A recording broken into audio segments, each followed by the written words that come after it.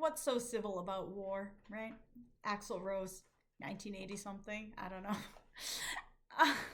Today we're talking about the Civil War. And assuming you know, the civil part of war does not refer to being civilized. It refers to war between civilians of the same country. Lots of countries have civil wars, but we are talking about American history, so we are looking at the American Civil War. But keep in mind that outside of America, you can't just refer to the Civil War because people may not know what you're talking about. If you go to another country who has also experienced a Civil War and you say, hey, yeah, the Civil War, they're probably not going to jump to the American Civil War first, okay? But here, that's what we're on. And the official start date of the Civil War after John Brown, after the election of Lincoln, after secession is April 15th, 1861, when the Confederates attack Fort Sumter. Okay? I've never been to Fort Sumter, but I've heard it's lovely. The border states, Missouri and Kentucky, have to decide, do they stay with the Union or do they join the Confederacy? And again, they're border states. We know that they end up staying with the Union, although how much of that is a decision and how much of that is just that the war has started, I don't know.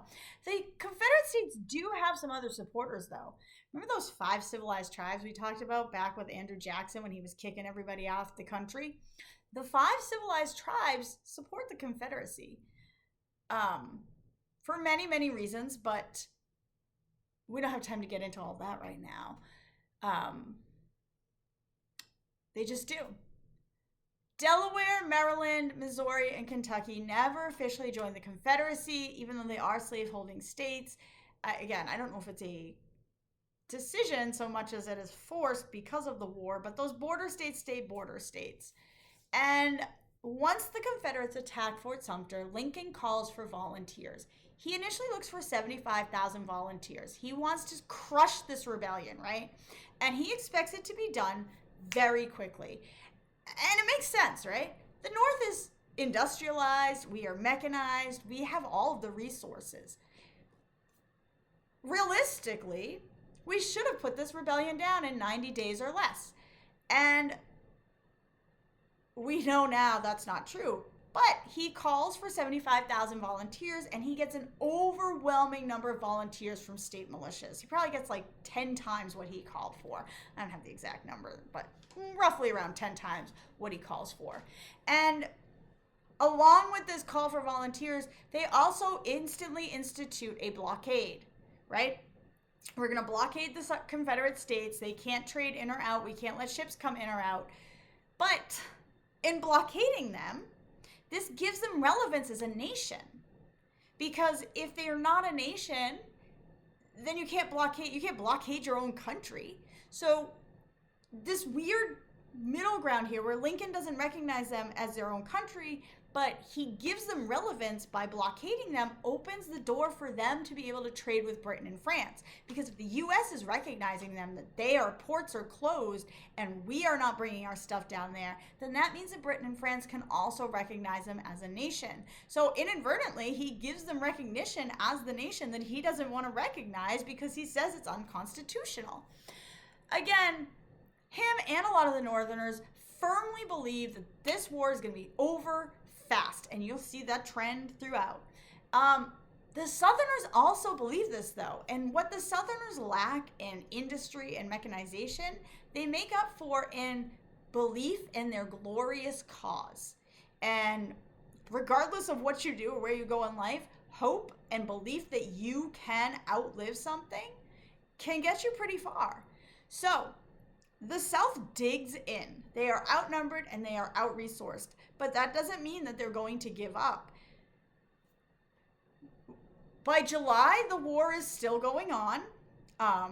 It's supposed to be 90 days, April 15th, July 12th. We're running up on that 90-day mark if we haven't already passed it. I didn't do the math out exactly, but we'll say this is roughly about 3 months, right?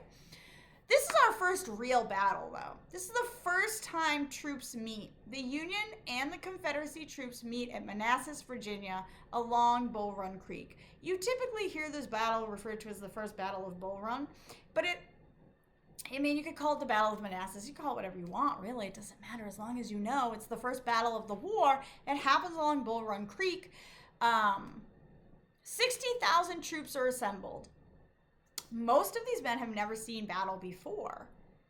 Each side sends about 18,000 into battle, and the Union is pushed back by the Confederates, and they are driven all the way back to Washington, D.C.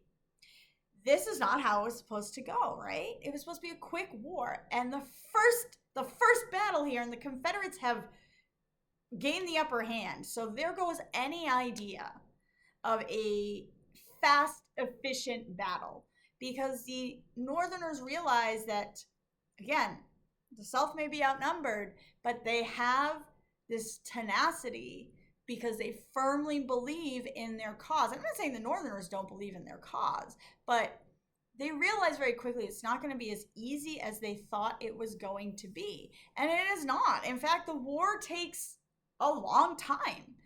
It is not quick or efficient. And it's because both sides have advantages and disadvantages.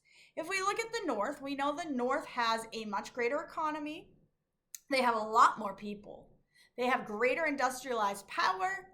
They control the seas and the coastline, and they are supported by the working class of Britain and France. But we cannot discount what the South does have, even though it's not the same. The South only has to fight defensively. That's a big deal. They only have to fight to keep the Union off. They have higher morale, and they have a higher enthusiasm for war. They're the ones that want this. I mean, arguably, they're the ones who attacked first, so they must be the ones that want this. Now, that's not necessarily true, I suppose, but they are the ones who are fighting for this. Contentious, and I know that a lot of people will probably come at me for this, but the South has better generals. They were working with us before they broke off, right? General Robert E. Lee was taking out John Brown. Like, we know these are good men. They run the country well. I don't mean good men in like moral grounds, but like good men in terms of like they have the ability to lead an army. So we don't have a lot of those up in the North. South also appeals to help from Britain and France. The North has the working class help, but the elites of Britain and France are sympathetic to the Southerners' cause, and that makes sense because the elites of Britain and France are also enslavers in other places, right? Maybe not necessarily Britain and France, but on the islands and the Caribbean, they have their enslaved people. So both sides have their advantages, and neither side is winning. This, by 1862, a year after the war has started, this war that was supposed to be super quick and super over, nobody's winning, and the war's not quick. And again, for the most part, the South does not have the things that you need to win a war, right? If you look at the total population, the Union has 71% of the country's population. The Confederacy only has 29%. For free males, there's 81% of the free males in the country live in the North. 19% live in the South. We have 92% of the industrial workers versus Southern's 8%. The North has 91% of the factory production versus the South 9%.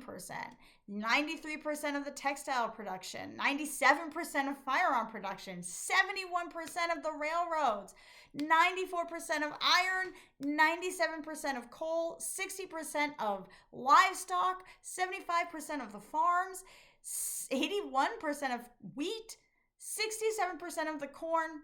We have 4% of the cotton. We also have 75% of the wealth produced. By all accounts, the North should have won quickly with those numbers, but they didn't. And a year into the war, it's not quick, it's not efficient, and I don't think many people are really happy about it.